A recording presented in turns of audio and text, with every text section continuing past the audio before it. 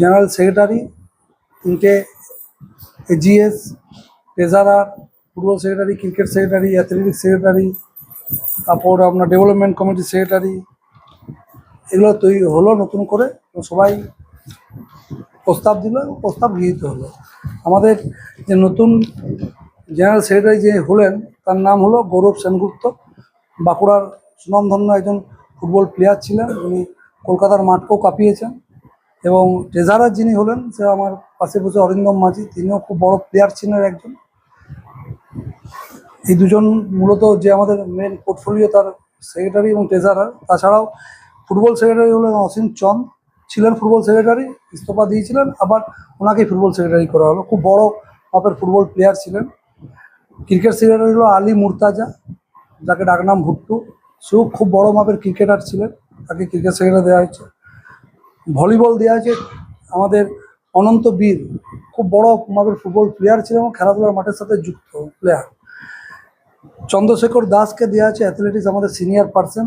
উনি অ্যাথলেটিক্সটা বোঝেন, সব কিছুটাই ভালোটা বোঝেন, তার মধ্যে অ্যাথলেটিক্সটাও ভালো বোঝেন। তার মধ্যে আর দীপঙ্কর গোস্বামী, তোতন আছেন কোচিং সেক্রেটারি, কোচিং ছিল, ইস্তফা দিয়েছিলেন, আবার তাকেই কোচিং সেক্রেটারিতে ফিরিয়ে নিয়ে আসা হলো। এবং আমাদের প্ল্যান অ্যান্ড ডেভেলপমেন্টে রাখা হয়েছে রণজিৎ দে, রণদাকে। সে রণদাও খুব ভালো বুঝে, নিজের জায়গাটা ভালো বুঝে, প্ল্যানিং ডেভেলপমেন্টের দরকার ছিল তাকে। টুর্নামেন্টে রাখা হয়েছে অলোক দাসমামা, নতুন মুখ, ভালো ছেলে, খেলাধুলার মাঠের ছেলে, খেলাধুলা উৎসাহী ছেলে। তো এখানে আমাদের এই কমিটির নতুন তৈরি করা হয়েছে। আর এজিএসের যেটা হয়েছে, এজিএসে আমাদের বিষ্ণুপুর সাব ডিভিশন থেকে এসেছে বরুণ কুমার দে এবং আমাদের দুজন সিনিয়র অমরেশ গায়েন এবং সুব্রত কুমার চট্টোপাধ্যায় এজিএস, এই তিনজন এজিএস। এই কমিটি ফর্মেশন আমাদের করা হলো এবং এই কমিটি যে নির্বাচন হবে 3.5 বছর পর, ততদিন এই কমিটি চালাবে। সুদীপ চক্রবর্তী, ওয়ার্কিং প্রেসিডেন্ট, বাঁকুড়া জেলা ক্রীড়া সংস্থা। খুব সম্মানজনক একটা জায়গায় এবং দায়িত্ব একটা বাড়লো। অনেক কাজের মাঝেও মানুষের একটা আশা।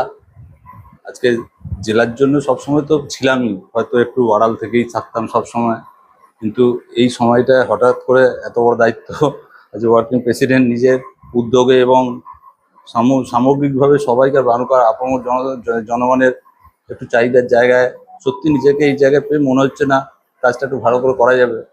তখন মনেও হয়েছে যে না, যদি শেষমেশ একবার বাচ্চাদের জন্য ভালো কিছু করার একটা উদ্যোগ নিয়ে যদি চলা যায় সেই চেষ্টাতে। এবং জেলার আপামর মানে ডিএসএর member, annual member, life member, ক্রীড়ামোদী সমস্ত দর্শক যারা বাঁকুড়ার খেলাগুলোতে এত মানুষ মাঠে আসেন, তাদের কাছে আমার একটা বিনীত নিবেদন যে ফুটবলের সাথে সবাই আসুন, বাচ্চাদের মাঠমুখী করুন, বাচ্চাদের মাঠে পাঠান এবং বাচ্চাদের যে প্রমোট করার দায়িত্ব, যে খেলার মাধ্যমে বাচ্চাকে যে একটা ভালো জায়গা তৈরি করা যায়, সেই জায়গাটার জন্য আমাদের যে দায়িত্ব আজকে জেলা থেকে আপনারা আমাদের দিলেন, আমরা চেষ্টা করব আমাদের যতটা সম্ভব এখানে পারফর্ম করা এবং বাচ্চাদের একটা ভালো পথ দেখানো।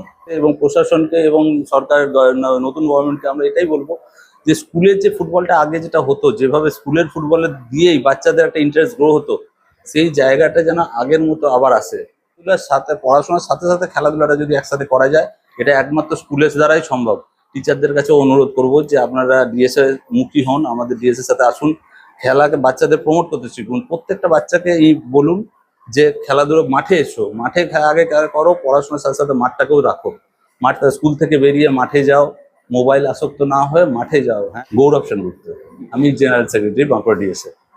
নতুনভাবে আজকে সমস্ত ইসি মেম্বারকে ধন্যবাদ জানাই যে আমাদেরকে আবার নবনির্বাচিত করার জন্যে। আমরা আশা রাখবো যে আমাদের কাঁধে যে দায়িত্ব দেওয়া হয়েছে,